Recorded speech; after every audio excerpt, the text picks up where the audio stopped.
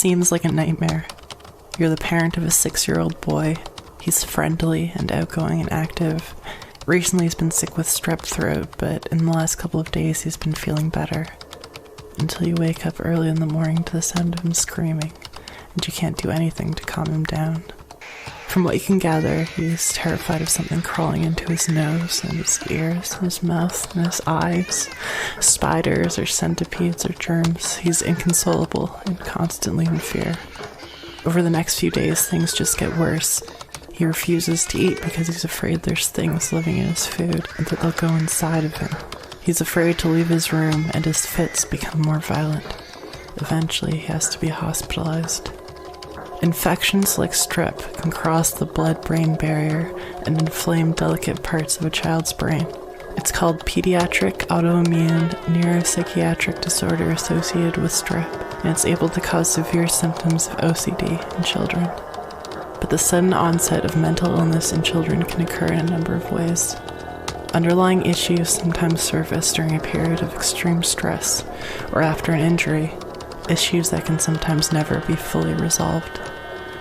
Hopefully, an unnamed 14-year-old boy will learn to manage his obsessive behavior, but he's struggled to for years.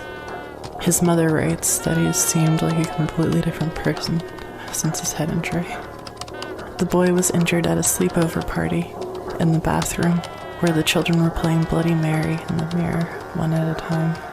The others held the door shut. He panicked and fell back into the tub, banging his head hard off the tap. He was found unconscious and didn't wake up until the next day.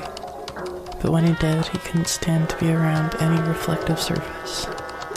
He has since suffered from the debilitating paranoid delusion that he's being watched through every mirror. The fear is very real to him. He suffers from immobilizing panic attacks and has to be medicated for his constant anxiety.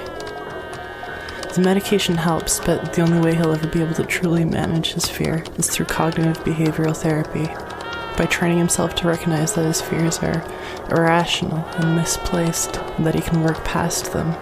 But his paranoia is deeply rooted, and he struggles hard to shake the belief that the faint, moving shapes he believes he can make out in every reflection are watching, waiting until he's completely alone to come back out through the glass.